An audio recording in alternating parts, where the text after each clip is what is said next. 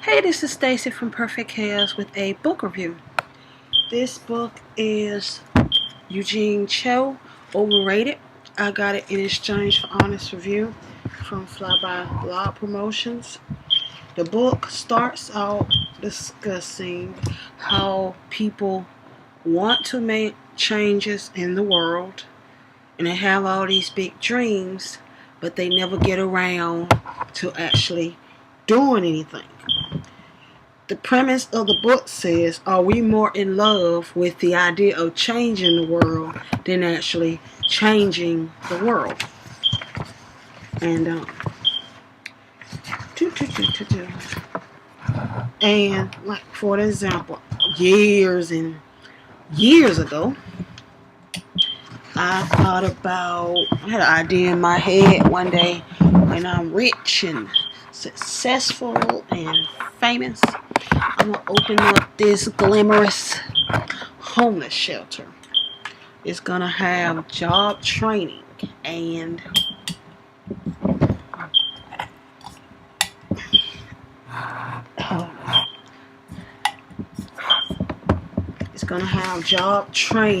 and it takes everybody. It takes men, it takes women, it takes children. They have GED training and college classes and jobs where they can work on site, room and board, temporary, long term. But I knew that unless I did something big, something drastic, you needed funding, you needed this, you needed that, the dream is probably not gonna come true. And that is the basis of the book. He said on page 16, your ideas, dreams, and visions do not change the world. Rather, it's people like you and me who faithfully, prayerfully, and tenaciously live our ideas, dreams, and visions who change the world.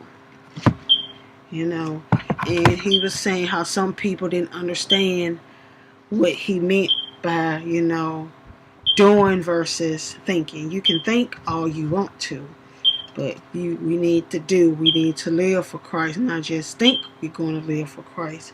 We need to do. We're not just supposed to change the world. We're also supposed to change ourselves.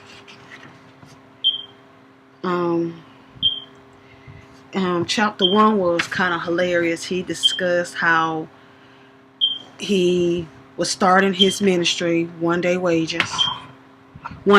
wages, and he was short on funds. So he decided to rent out the house without telling his wife first.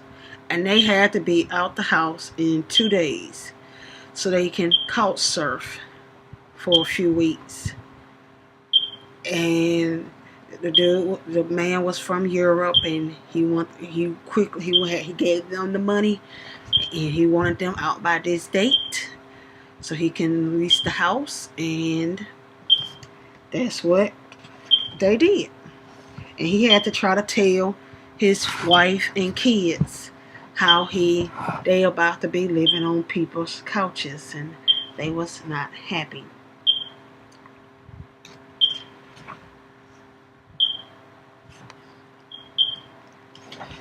What else did I like about it? But that was just chapter 1.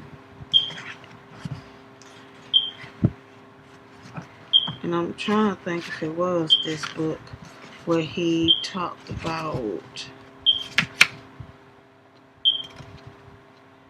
I don't think it's this book.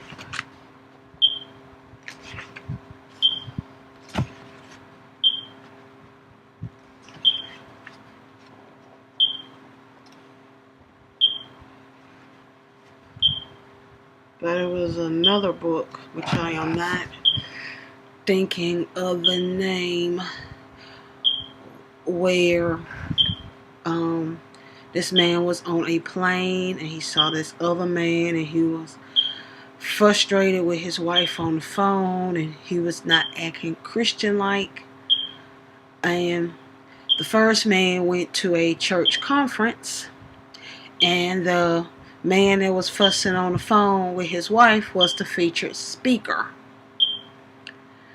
And he was wondering, do people put on an act for Christ and smile and giggle, and while really people not being transparent in what they do.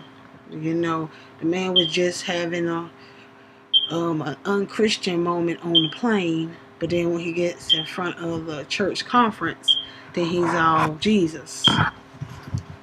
And he's not really helping people that way, because he's, I guess, giving them false hope, something like that. And he's back to Cho. He says we need to be wise. Page 29. We need to pray for wisdom.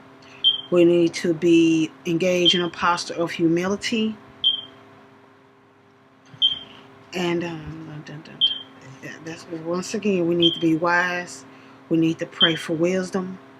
We need to engage a posture of humility. We also need to be changed ourselves, like I said.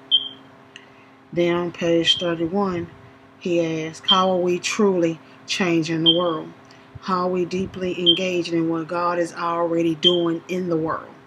How are we listening to the Holy Spirit? How am I being changed? He goes into all his roles. He's a preacher. He's a blogger. He's a writer. He's a public speaker. Like for me, I'm a mother of 2 wonderful special needs kids. I'm a blogger for 3 blogs: Celibacy Diaries, Perfect Chaos, Stacie D. Wyatt. I just finished graduate school. I'm a writer. I got some books on Amazon and Lulu and Smashwords and Audible. I do have a sympathetic and empathetic side sometimes. I'm an introvert.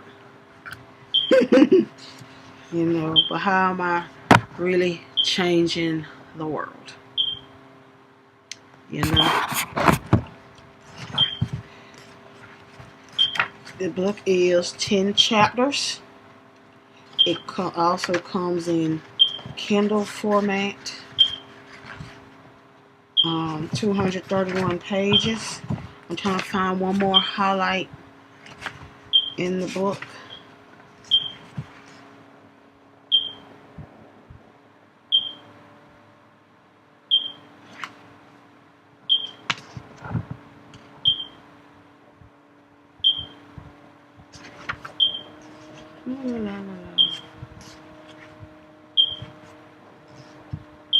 Oh, here we go. It's a good one.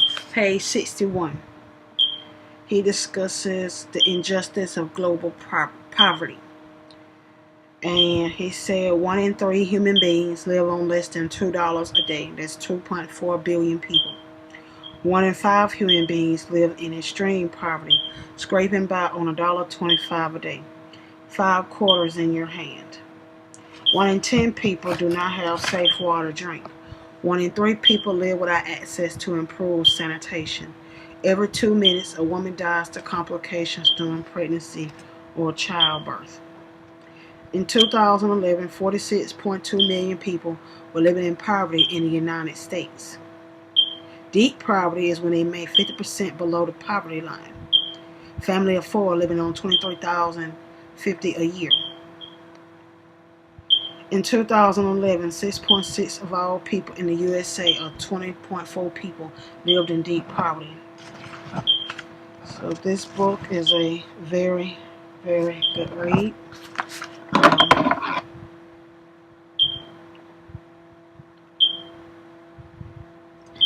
You can check it out on Amazon. Thank you and have a blessed day.